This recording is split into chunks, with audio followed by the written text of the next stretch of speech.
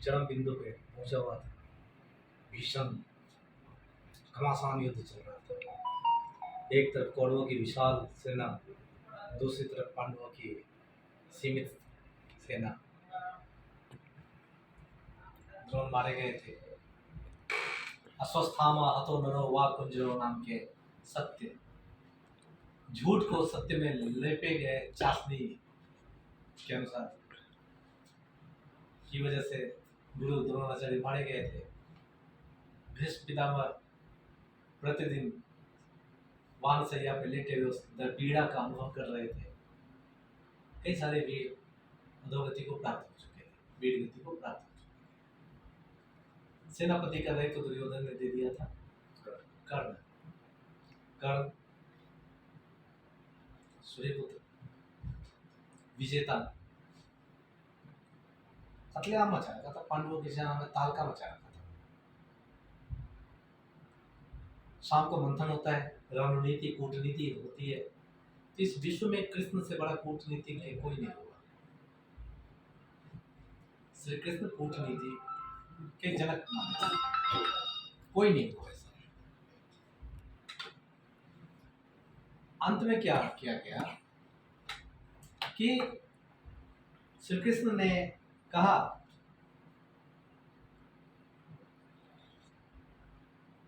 कैसे होगा, ये कैसे होगा। तो कुंती को कहा गया जाइए आप क्या कीजिए और मांगिए, उसको कहिए कि भैया तो युद्ध भूमि से पीछे हट जा। तो कर्ण ने कहा नहीं, आपके 5 पुत्र हैं, पांडव हैं, हमेशा मौजूद रहेंगे। आपके एक पुत्र अर्जुन को मैं छोड़ूंगा नहीं। मैं अगर वध भी करूंगा तो सिर्फ और सिर्फ अर्जुन का वध करूंगा। श्री कृष्ण के कान में ये बात आई, कर्ण तो वीर है, वो मार ही डालेगा अर्जुन को। शाम को उनकी मंथन चल रही थी। श्री कृष्ण ने कहा भैया क्या हो रहा है। आमतौर पर युधिष्ठिर बहुत ही संयमी व्यक्ति थे, पर श्री कृष्ण ने एक ऐसे शब्दों के अनुसार उसको कहा तो अपना आपा खो बैठे। अर्जुन तुम जो है बिल्कुल नाम मात्र के धनुर्धर हो यार। हाँ, कर्ण ने हमारी इतनी सेना मार दिया, तुम बकवास के धनुर्धर हो। बेकार में कहते हो कि गांडीव लेके घूम रहा हूं मैं। गांडीव उनके धनुष का नाम था। गांडीव लेके इसकी टंकार से विश्व गुंजायमान हो जाती है, भीषण हवाएं चलने लगती है, पहाड़ हिल थरथराने लगते हैं। ये सब कहने सुनने की बात है। तुम और तुम्हारा गांडीव सब बेकार हो गया। यह सुन के अर्जुन को गुस्सा आया। उसने प्रण लिया हुआ था कि जिसने मेरा धनुष का अपमान किया मैं उसको मार डालूंगा। अब बेचारे फंस गए धर्म संकट में। कहां फंस गए? धर्म संकट में फंस गए। और धर्म संकट में फंसने के बाद उनको तो प्रण निभाना है, क्योंकि राजपूत लोग तो शब्दों के पे खेलते हैं। उन्होंने कहा अब तो मुझे युधिष्ठिर का वध करना पड़ेगा, युधिष्ठिर का वध करना पड़ेगा। 5 पांडव तब भी रहते। अब बड़े दुखमय स्थिति में श्री कृष्ण को बोलते हैं केशव कैसे होगा, मैं अपने भ्राता का वध कैसे कर सकता। अग्रज है हमारे। बोले क्या है? अग्रज है। क्या है? अरे अग्रज है। अग्रज है पिता तुल्य। हाँ, पिता के समान दर्जा दिया है तुमने। अग्रज वैसे भी पिता तुल्य होते हैं। हाँ बिल्कुल। तो शास्त्रों में वर्णित है पिता की निंदा करना मतलब पिता की हत्या करने के बराबर है। क्या है? पिता की निंदा करना मतलब पिता की हत्या करने के बराबर है। अब बताओ युधिष्ठिर जो है क्या जरूरत है जुआ खेलने का। द्रौपदी को नाव पे लगा दिया यार। ये सब चीज जो है ना उन्हीं के द्वारा है ना। अग्रज ऐसे करते हैं ना ऐसा होता। दिल मिलाते हुए उठा, बोला आपने तो मुझे ये कहा भाई साहब, आपको शर्म आनी चाहिए, तो चुल्लू भर पानी में डूबना चाहिए। आपकी वजह से सारी नौटंकी हो रही है, महाभारत हुआ है, लाखों लोगों के मरने के जिम्मेदार आप हैं। युधिष्ठिर आज तक इसने कभी इतिहास में मेरे से बात नहीं किया, और तुम मेरा अपमान कर। अपमान? उस दिन आपका मान कहाँ गया था जब आपने जुआ खेला, अपने भाइयों को दांव पे लगा दिया, अपनी पत्नी को दांव पे लगा दिया, अपने राज्य को दांव पे। ये सारी की सारी चीजें हो रही है सिर्फ और सिर्फ आपकी वजह से। मान किसका रह गया? युधिष्ठिर नहीं, बल्कि अर्जुन के प्रण का। कूटनीति किसकी? कूटनीति। अब कहा गया कि अर्जुन को बड़ा गुमान था, मैं ये कर दूंगा, मैं वो कर दूंगा, मैं वीर धनुर्धर हूं, मैं जीत नहीं पाऊंगा। तो श्री कृष्ण कहते हैं, अर्जुन मैंने लिखा है, वहां लिखा है, आत्म प्रशंसा और आत्महत्या बराबर है। आत्म प्रशंसा और आत्महत्या बराबर है। कितने सारे लोग कहते हैं मैं ही जो हूं वो हूं, एको हम द्वितीयो नास्ति, मैं ही मैं ही मैं। उनके मुंह से कभी हम शब्द नहीं सुनिएगा, और इंडिविजुअल प्लेयर होते हैं। रहीम कवि ने कहा है, बड़े बड़ाई ना करे, बड़े न बोलत बोल, रहीमन हीरा कब कहे, लाख टका मुंह मोल। बोलते हैं ना, रहीम कवि ने कहा है कि बड़े कभी भी अपनी बड़ाई नहीं करते हैं, चुप रहते हैं। कहावत है हिंदी में, अधजल गगड़ी छलकत जाए। जिस मतलब घड़े में पानी कम रहता है ना, वो छलकता लग रहा है उसमें। तो ऐसी बहुत से लोग होते हैं जो छोटी बुद्धि के होते हैं। ध्यान से सुनना, जो क्या होते हैं? छोटी बुद्धि के होते हैं। वो हमेशा मैं ये करता हूँ, मैं वो करता हूँ, मेरे बिना नहीं होगा, मैं ही कर सकता हूँ। यह एक बीमारी है। इस बीमारी को कहते हैं NPD। क्या बोलते हैं? Narcissistic personality disorder. इसमें जो व्यक्ति होता है ना, वो अपने आप को रावण मानने लगता है, राम को भूल जाता है। मैं तो भाई या ऐसे लोग दूसरे की तौहीन करने बड़ा मजा आता है। आपको डांट पड़ता रहेगा, वो आज तो पवन दुबे की और ये खिंचाई, मजे लेते रहते हैं।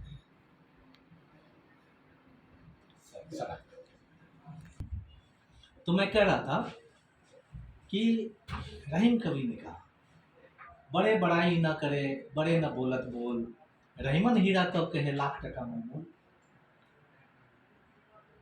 हीरा कभी नहीं कहता है कि मैं लाख टका का हूं या महंगा हूं। आपको आप जानते हैं, जौहरी उसकी कीमत जानते हैं, सही, बस परखने की कला होनी चाहिए। और भारतीय संस्कृति में जो है ना, हमारे जितने भी धर्म ग्रंथों के रचयिता लेखक हुए हैं, वो तो भाई साहब हमारे तो तूफान मचा दिए हैं। बस समझने की देर है। तुलसीदास जी, उन्होंने महाकाव्य लिखा है रामचरितमानस, विवाद भी हुआ है, लेकिन उसको सही से पढ़ोगे ना। उन्होंने उनसे पूछा कि आप कैसे लिख लेते हैं इतनी सारी चीजें, तो उन्होंने देखो कितने मतलब दुनिया भर में प्रसिद्ध है वो। उनके बारे में कुछ गलत बोलना मतलब सूर्य पे थूकने के बराबर है। तो उन्होंने लिखा है, कवित विवेक एक नहीं मोरे, सत्य कहूं लिखी कागज कोरे। मैंने कुछ नहीं लिखा, मैं तो बस कागज, कोरा कागज है। मैंने जो भी, मुझे न कविता आती है, न मेरी बुद्धि इतनी है, कवि न हूं नहीं सकल प्रवीणो, सकल कला सब विद्याहीन हो। न मुझ में कोई कला है, मैं विद्याहीन हूँ, मैं कवि नहीं हूँ, मैं बुद्धिहीन हूँ, प्रवीण नहीं हूँ, पारंगत नहीं हूँ। ये तुलसीदास जी कितने बड़े संत, वो कहते हैं मैं तुच्छ हूँ, मुझे कुछ नहीं आता है, मुझे कुछ नहीं आता है। उससे भी आगे आओ कबीरदास जी, जिन्होंने भारतीय दर्शन की पूरी तरीके से परिभाषा ही बदल दिया। वैसे विद्वान, उनकी तो एक एक साखी में पता नहीं कितना रिसर्च हो गया, PhD कर लिया लोगों ने। हाँ, वैसे व्यक्ति कहते हैं तुम जिन जानो गीत ही है वो निज ब्रह्म विचार। जो तुम सोच रहे हो कि मैं लिख रहा हूँ, मेरा नहीं, मेरे अंदर तो ब्रह्मा का विचार है, भगवान का विचार है। मैं नहीं कुछ लिख रहा हूँ, मैं तो अनपढ़ हूँ, मुझे कुछ नहीं आता है। लेकिन जो मीन माइंडेड लोग होते हैं ना, निम्न स्तरीय सोच वाले, क्या कहते हैं, क्या कहते हैं, एको हम द्वितीय नास्ति, हम ब्रह्मा, मैं ही ब्रह्मा हूं, मैं ही अपुनिच भगवान है। सेक्रेट फाइल्स में नवाजुद्दीन सिद्दीकी कहता है, अपन कभी कभी तो अपन को ऐसा लगता है तो अपुनिच भगवान है? बोलते हैं ना सर, ये निम्न स्तरीय लोगों की सोच। राम तेरी गंगा मैली एक मूवी देखा था, उसमें गाना सॉन्ग गाता है, रास्ते से कारवां तक, इस जमी से उस जहां तक, इस जहां से उस जहां तक, मैं ही मैं हूं, मैं ही मैं हूं, दूसरा कोई नहीं। ये क्या है? अपने घमंड की पराकाष्ठा है, अपने घमंड की पराकाष्ठा है। मेरा बेटा एक सॉन्ग सुन रहा था, छोटा बेटा वाला, बतलाता है, छोटा बोला कौन बे ताना, कौन बे दाना, ठीक है, तो उसने एक रैप म्यूजिक चला रहे, मैं नहीं तो कौन बे, मैं नहीं तो कौन बे। ठीक है, तो ऐसे लोगों को बताओ भैया, इस ब्रह्मांड में तुम्हारी हैसियत एक धूल के कण के बराबर है। सही, इस ब्रह्मांड में हमारी हैसियत धूल के कण के बराबर है। और तुम कहते हो मैं नहीं तो कौन वे, तो उससे पहले न जाने कितने शायर आए और आकर चल दिए। बोला था ना मेरे कल, कुछ नगमे गाकर चले गए, हाँ? है ना एक सॉन्ग। तो उसको बताओ, तुमसे भी बड़े बड़े विद्वान पड़े हैं संसार में, एक से भी है। तो शुरुआत हुई थी महाभारत से, कि किस तरीके से आत्म प्रशंसा आत्महत्या के बराबर माना जाता है। तो अर्जुन हमेशा अपनी प्रशंसा में लगा रहता था, मुझे सब कुछ आता है, मैं बड़ा धनुर्धर हूँ, मैं ये हूँ, मैं वो हूँ। श्री कृष्ण मुस्कुराए, बोले आर्य तात संयमित, तुम नहीं जीत सकते कर्म से। केशव आप ऐसे कैसे बोल रहे हैं माधव, मैं ये कर दूंगा, मैं वो कर दूंगा। ज्यादा तूफान मत करो, संयमित तरीके से रहो, संयमित। अपने तुम आत्म प्रशंसा कर रहे हो, मतलब अपनी आत्महत्या कर रहे हो। इसीलिए धीर गंभीर बुद्धिमान व्यक्ति कभी भी अपनी प्रशंसा नहीं करता है। रहीमन हीरा कब कहे लाख टका हूं, यही तो मैं कह रहा हूं। लेकिन जो ओछी बुद्धि के लोग हैं, जो निम्न सोच के लोग हैं, वो ऐसी बोले। उसके लिए भी रहीम जी ने कहा है, रहीमन ओछे नरेन सो बैर भली न प्रीत, काटे चाटे स्वान सो दोह भांत विपरीत। जो छोटी सोच के लोग हैं ना, उससे वैर अच्छा है ना प्रीत अच्छा है। वैर मतलब दुश्मनी अच्छी है ना दोस्ती अच्छी है। ठीक उसी तरीके से जैसे कुत्ता आप पालते हैं, वो चाट ले या काट ले, आपको जड़ चढ़ेगा ही चढ़ेगा।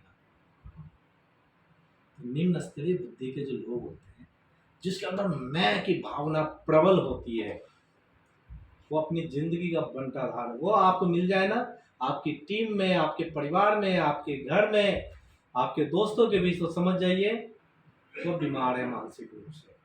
वह आपको कलेश के अलावा कुछ नहीं देगा। ऐसे लोगों की तुरंत काउंसलिंग कीजिए, तुरंत उसको समझाइए मैं से बाहर निकल। भगवान श्री कृष्ण ने भी कहा था गीता में, मैं और मेरा का पाठ छोड़ दे, हम और हमारा का पाठ पढ़। जानते हैं उन्होंने कहा है, मैं और मेरा का पाठ छोड़ के हम और हमारा का पाठ पढ़ो, यह बेहतर है। लेकिन जो लोग स्वयं केंद्रित होते हैं, अपने स्व केंद्रित होते हैं, अपने आप तक सीमित रहना पसंद करते हैं, नहीं मैं अपने आप से ही बात करूंगी, मैं बाकी दुनिया जाए भाड़ में, मैं अपने कितने लोगों को देखोगे जाएगा यार, वहाँ बच्चा भी रहेगा साथ में, वाइफ भी रहेगी साथ में, बहन भी, भाई भी, मॉल में जाएगा, अपने लिए सबसे पहले कपड़ा चुनेगा। हाँ, विचार कर, अब तुम क्या करेगा, तेरे पास नया कपड़े, वाइफ को गया तेरे ड्रॉर में तो 50 साड़ियाँ पड़ी हुई है। हाँ, लेकिन अपने लिए कपड़ा चुन के, क्योंकि वो अपने तक सीमित रहना पसंद करते हैं, स्व केंद्रित होते हैं। कुछ लोगों को देखोगे घर में जाएगा, खाना लेगा, पहले खा लेगा, वो स्व केंद्रित होते हैं, वो स्व केंद्रित व्यक्ति है। तो वी शुड थिंक ऐसे लोग बीमार होते हैं, उनकी सोच गड़बड़ होती है। या किसी भी संगठन के लिए, किसी भी परिवार के लिए, किसी भी राष्ट्र के लिए, किसी भी कंपनी के लिए ऐसे लोग घातक होते हैं। ऐसे ही लोग कान में जाके, मैं क्या कहूँगा आपको, मैं गलत नहीं बोल सकता, अरे मैं, मुझसे ज्यादा आपको कौन बता सकता है, वो गलत ही बताते हैं। ऐसे लोग गलत ही बताते हैं।